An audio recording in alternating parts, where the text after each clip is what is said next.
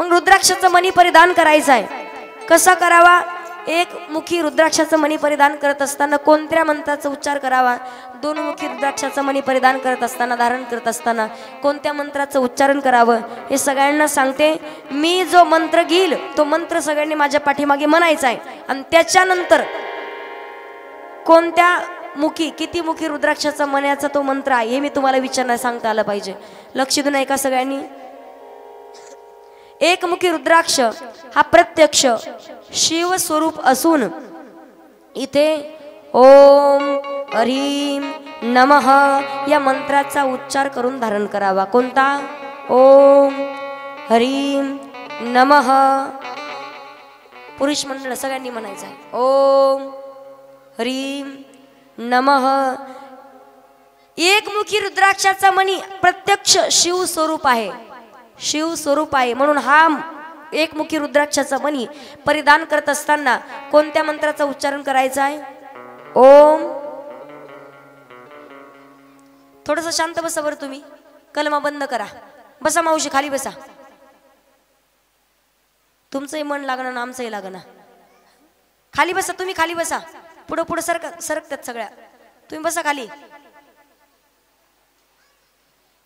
या राधा का, या पुढे पुढे या सगळ्या जणी. सरका पुढे पुढे. परत गडबड करू नका, गोंधळ करू नका. हा, आता शांत बसा सगळ्यांनी. उमापती महादेव की जय. एकमुखी रुद्राक्षाचा मणी प्रत्यक्ष शिव स्वरूप असून तो उपासकाने ओम ह्रीं नमः या मंत्राचा उच्चारण करून परिधान करायचा आहे. मंत्र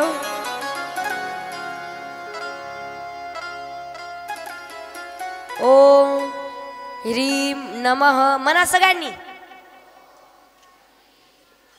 ओम ह्रीं नमः. महाशिवरात्रीच्या दिवशी तरी कुच्चरपणा करू नका. ते बघतात कपिलेश्वर भगवान, कोण किती जोरात म्हणतंय, कोण किती मनातून. मंत्र ओम ह्रीं नमः.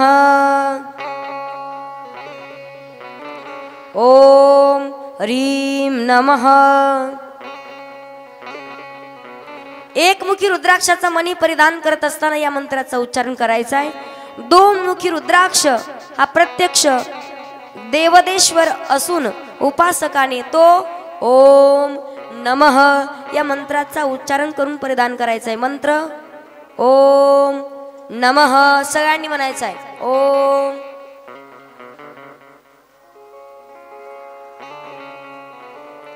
सगळ्यांचा आवाज येऊ द्या. जे म्हणणार नाही एकमेकाच्या शेजाऱ्याची शपथ आहे. ओम नमः या मंत्राचा उच्चारण करून दोन मुखी रुद्राक्षाचा मणी हा परिधान करायचा आहे, धारण करायचा आहे. तीन मुखी रुद्राक्ष हा उपासकास त्या साधनेचे उचित फल देणारा असून तो उपासकाने ओम क्लीम नमः.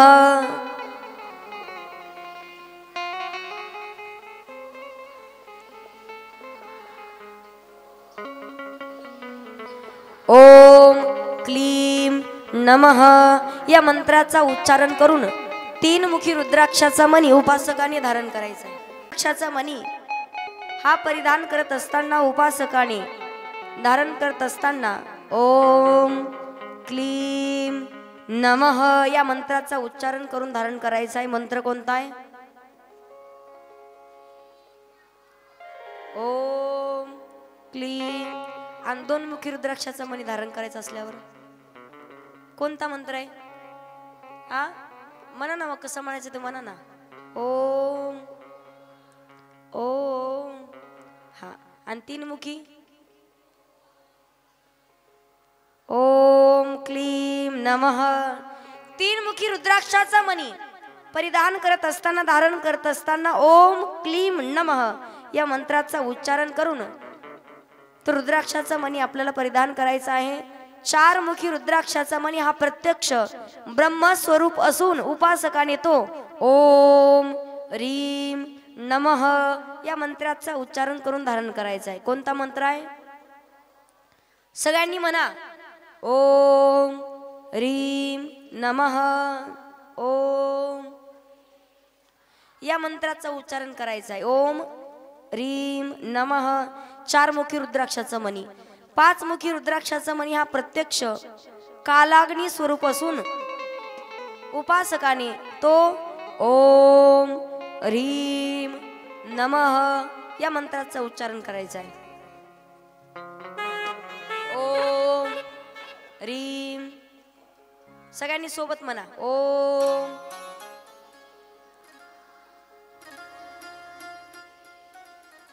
दुसरी महापूजा करण्याची आवश्यकता नाही बरं का तुम्हाला. हीच तुमची महापूजा आहे. या मंत्राचं उच्चारण महाशिवरात्रीच्या दिवशी तुमच्या मुखातून निघणं साक्षात भगवान शिवजीला तुम्ही नमस्कार करता. तिथे महापूजा करतात इथं बसून. तिकडे ऐकता येते कोण कोण म्हणताय. जोरात म्हणायचं फक्त ओम ह्रीं नमः. 5 मुखी रुद्राक्षाचा मणी ओम ह्रीं नमः या मंत्राचं उच्चारण करून आपण गळ्यामध्ये धारण करायचं आहे.